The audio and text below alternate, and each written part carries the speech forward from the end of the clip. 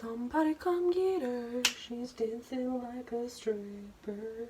Somebody come tip her, she's dancing like a stripper. I already started to film this video before realizing I was not happy with my hair, so I straightened it quickly, but I'm still not really happy with it either. It's just so bushy. I could do with getting like a haircut and getting it thinned out, but we're gonna have to wait on that one. And I put a little bit of makeup on just to kind of wake me up a little bit, although I didn't put foundation on because I'm trying not to wear foundation at the moment because what's the point? I'm not going anywhere. So March is finally over. Not gonna lie, it definitely felt like it was going on forever and ever. Honestly couldn't believe it when I realised that only a week had passed and it felt like a lot longer. It feels like it's only been like a week past Monday. A week passed on Monday that the UK officially went into like strict lockdown. It feels a lot longer than that, but maybe because I've kind of been isolating for a little bit longer than that anyway, just because when we realised the outbreak was kind of oh, every time I think about it, it makes me think of the apocalypse and like The Walking Dead, the outbreak. Oh my god, I don't like that term. But when we kind of found out that it was in our area, my area, my parents, my family and I just kind of decided to like stop going places. I stopped having like nights out and going like shopping unnecessarily, so I feel like I've been probably doing it for a little bit longer than the official kind of lockdown started. Reading wise though, March wasn't an awfully great month for me. I only read 5 books. I sort of read 6 because one was like a 2-in-1, but it was only like 1 book, so, and one of them was like quite short, so I'll just class it as 1, but I only read 5 books and here they are. I shall start, I always have them in the wrong order, so I shall start with the first, which was Found by Erin Kinsley. My god, it feels like a lifetime ago when I read this book. Wow, this has not been a good, I'm just checking like Goodreads for my reviews. This has not been a good month for me. We'll say that although I've only got 5 books, I have got 6 stories, so bear with me on that one.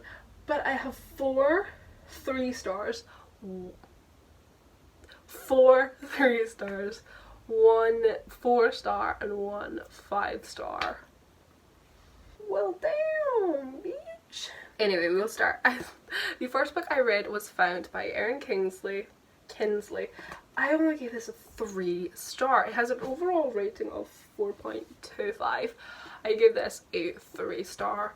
I'll read the back to you as I always do and you can make your mind up. I feel like it's easier to read the back than it is me trying to explain it, but oh, I did not do a review on this one. I think I wanted to, but I decided against it because I felt like it would be too much of a spoiler video and I get sick of doing them because I just feel like unless it's something I'm really passionate about and I really hate it, I don't mind doing like a spoiler review, but sometimes if it's books I really just don't care much about, I just don't really care.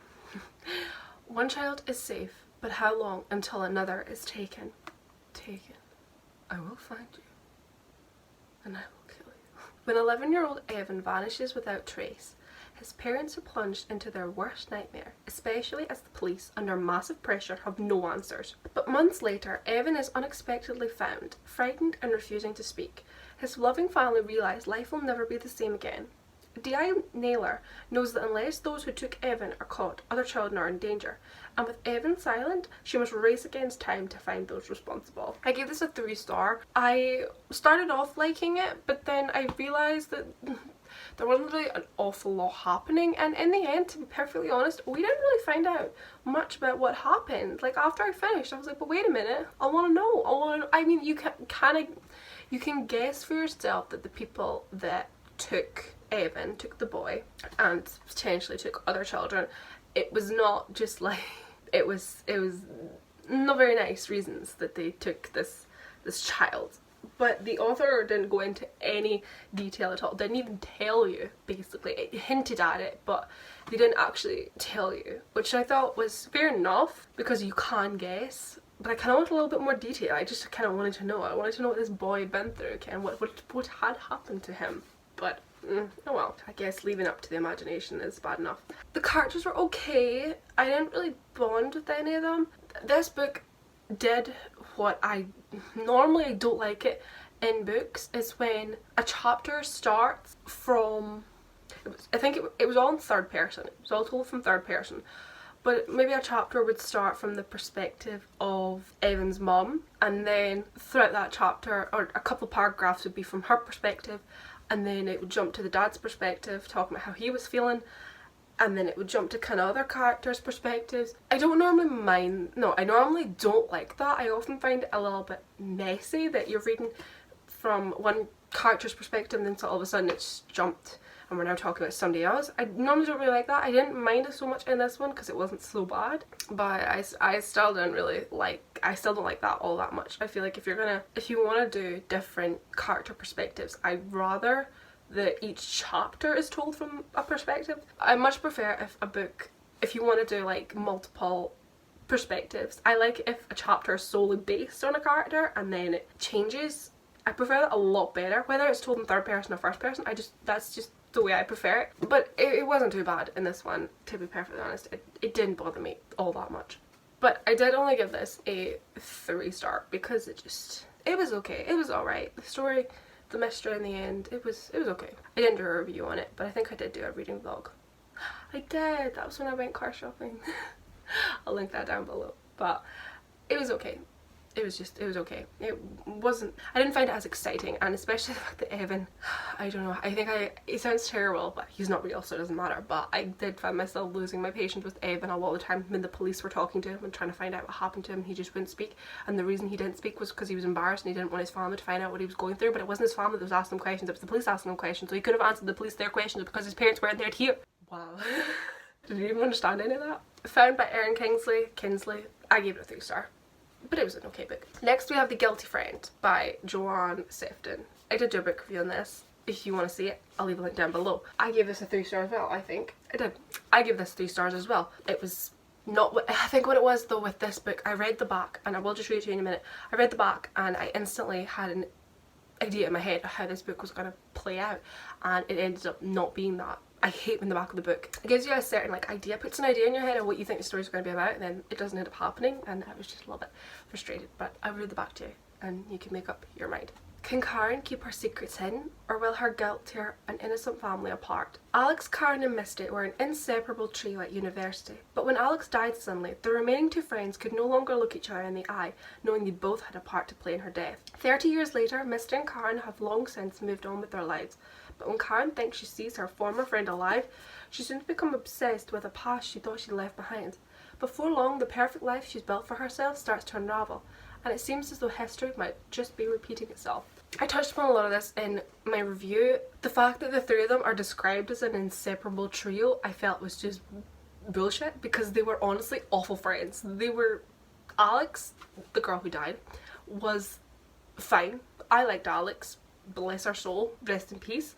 But her 2 friends were garbage. Her 2 friends were absolute garbage. Inseparable trio? No. No, they were not. That was not an inseparable trio. An inseparable trio is Harry Potter, Ron Weasley and Hermione Granger. That's an inseparable trio. Don't try and fool me with this shit. I read other friendships that are so much better than this. One girl was straight up abusing her with her disorder. She had an eating disorder, and her other friend was sleeping with her father. Inseparable trio? No. I spoke about most of this book in my review. I don't really want to talk about it again because I gave it 3 stars because it was okay. The characters were okay. It just wasn't what I expected. I thought it was going to be some sort of murder mystery thriller, friends killing friends sort of thing, but no, it wasn't. It was more about anorexia than anything else, but oh well. Next we have a book that had been on my TBR for quite a little while, and it was The Handmaid's Tale by Margaret Atwood, and I was so excited to read this book, and I did a review for this book. I read this in my social distancing readathon. I read it in about a couple of days. Can I just say, I was actually really disappointed with this book because I felt like there was so much good world build up and setup, and I was like, the first 200 pages, I was like, yes, I was loving this book. I was loving the build up. I was like, oh my god, this world is awful. How did this world come to be? And then I was just kind of waiting for like the plot to start, and I just felt it wasn't, not really that much happened, and I kind of wish that the book was longer and that there was more thrown into it, and the ending just left me kind of feeling a bit disheartened because I was like, well, what happened? What happened? end. So I have to admit, I only gave this 3 stars. I don't know, I feel like I maybe overhyped myself and I had high expectations and I thought it was going to be so exciting, and I have not actually watched the TV show, but I had seen clips from the TV show, so I was kind of waiting for that to happen and none of it happened, and I realised now that of course they had to kind of make things up because there's not like about 4 series and there's only this 1 book. I know there's a sequel now, but at the time there was only like this book, so. But it was a very good book, and I feel like Margaret Atwood, honestly, like she did a good job describing horrific things that do actually happen in real life or have happened at some point in history, and I feel like that was very clever to do that it wasn't just a, this is a dystopian, this is a horrific world that we would never want to live in. It has actually happened in life at some point, at some time.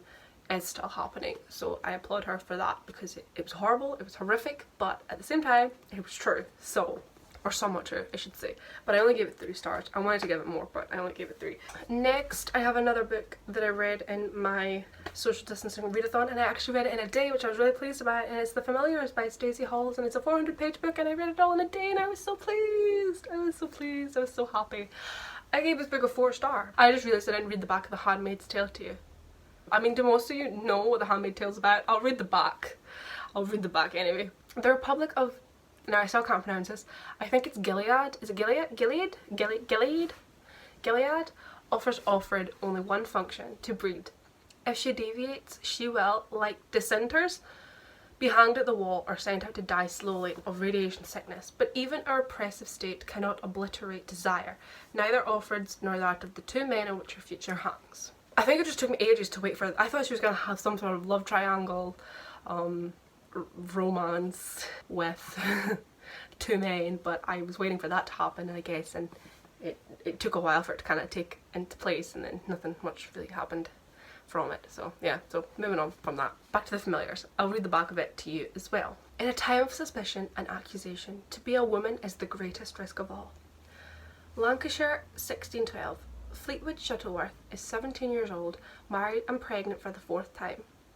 But his mistress at Gorthorpe, can't pronounce that, Hall, she still has no living child, and her husband Richard is anxious for an heir. Then she crosses paths by chance with Alice Gray, a young midwife who promises to help her give birth to a healthy baby. When Alice is drawn into the witchcraft accusations that are sweeping the northeast, Fleetwood risks everything by trying to help her. As the legendary Pendle witch trials approach and Fleetwood's stomach continues to grow, time is running out and both their lives are at stake.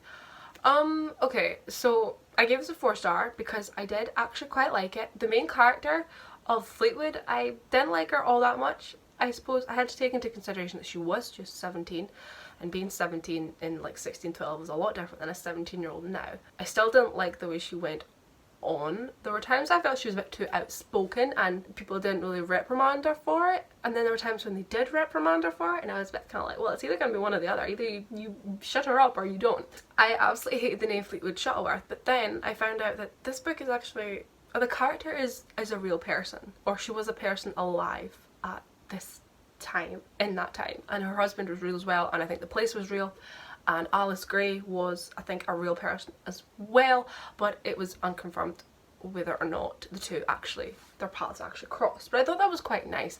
The author, I read that she had a fascination for the Pendle witch trials, which I actually didn't know anything about. So I quite liked in a way that she used like a real person from that time. However, I just wish she found somebody with a better name, because oh my god, every time I read Fleetwood Shuttleworth I was like, oh, good god, man, who calls their child Fleetwood?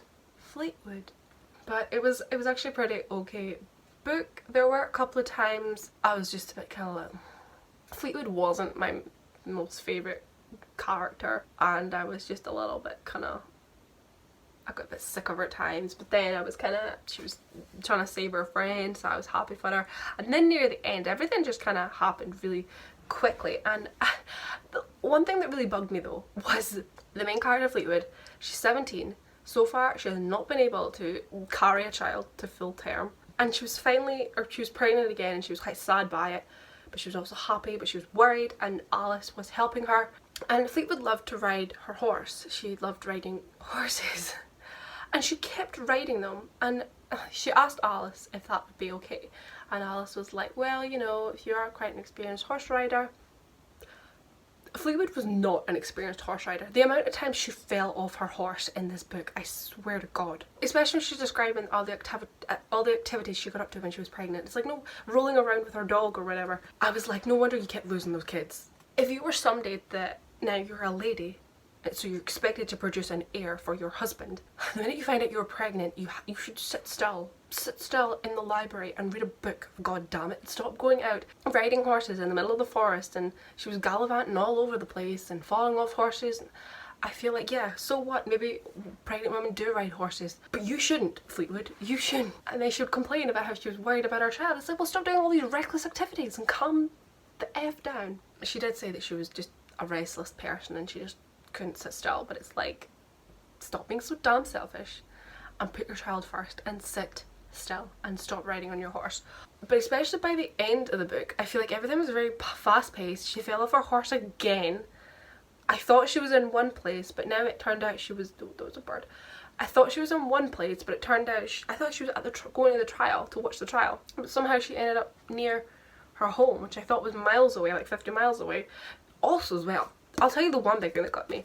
This girl could cover some ground in a day on her horse.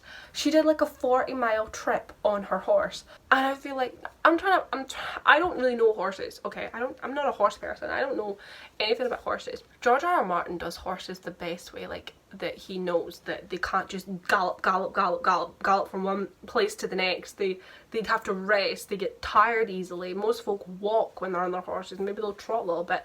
He did it the best, and he always had his journeys lasting like months and weeks to get from one place to the next. This girl was doing it in a day. She was riding from one place to the next and covering about 50 miles. And I was like, wait a minute. Oh, wait a minute. You're not on a car. You're on a horse. You ain't going that fast. That horse is not galloping. This is not some sort of mythical creature that can ride and gallop for miles. How far can horses actually ride? Like, if you were to, how long would it take you to travel like 50 miles on a horse? Like, if it was walking? But the ending kind of, I don't know, why did I give this book 4 stars? The ending kind of got me a little bit, that I feel like we missed out on. I think I hate that. I hate when a character is basically knocked out or is basically left in some sort of position where they're forgetful or whatever, and we miss everything that happened. I wanted to see that trial. I wanted to see it, but I didn't get to see it because this girl was falling off her horse again. But I gave this a 4 star. Why did I give this a 4 star? I think I gave it a 4 star because I actually really enjoyed it for like a period book set like in a different time period, and the witch stuff was okay, and I actually quite enjoyed it, so I gave it 4 stars. Fleetwood Shuttleworth, I did not like you. So then the last book that I read in March was Peter Pan and Peter Pan in Kensington Gardens. I got this book a while ago for £2. I don't really need to read the back to you. You know the story. You know that story of Peter Pan. Peter Pan itself, I gave it 5 stars because I thought it was actually quite, I enjoyed it, and I saw like lines of dialogue in here that like I remembered from the movie. I loved the 2003 movie with the 2003 live action movie. I love that movie. I love it. It's such a good one. And obviously I've seen the Disney one as well and I loved it too. But I do love Peter Pan. I gave it 5 stars. It was so nicely done, like for a kid's story. I feel like you can read it as an adult and appreciate, like, it doesn't feel just too simplistic. My legs are just dead. Peter Pan and Kensington Gardens, however, I only gave it a 3 star. I was a little bit, not confused, but I just feel like kind of flip-flopped all over the place. And I feel like the whole thing of like kids being birds, I was like the children are basically hatched from eggs and they start off as baby birds, but then they turn into babies, and the reason Peter left was because he flew out his window because he remembered how to fly. He had memories of being a bird, and I was like, what? That's the story of Peter Pan? And he went to the gardens and then he met fairies, and I never even got to hear how he met Tinkerbell, and I never got to find like how he went to Neverland. Like, I feel like that's what I wanted to know. I wanted to know his origin story, how he got to Neverland, how he met Tinkerbell, how he found the Lost Boys. I wanted to know all that. I didn't really care about this story about him in the gardens with this random little girl and her brother. That was okay, but and then it kind of ended and I was a bit kind of like, okay. It wasn't very long, but it wasn't my favourite. Kind of just flip-flopped all over the bit, and I'm kind of reading it and I was kind of like half paying attention because I kind of realised from about the first couple of pages that I was like, oh god. But the whole bird thing, that got me. That was a bit odd. So that was my books for the month of March. 3-star, a 3-star, a 3, a 4, a 5 and a 3. So yeah, I suppose they weren't too bad. I did enjoy most of them. I will leave a link down below for all the reviews, the readathons where I was reading them, in case you're interested. And now I'm gonna make a start on my first book for the Owls readathon. I have not yet started. I've been filming this for half an hour for Christ. I'm gonna have to have some lunch first because I am hungry. I'm gonna have to edit this, but yeah, so thank you so much for watching and I shall see you in my next video, whatever that may be. Let me know what you read in the month of March. Did you read as much as me? Did you read more than me? Probably. Goodbye.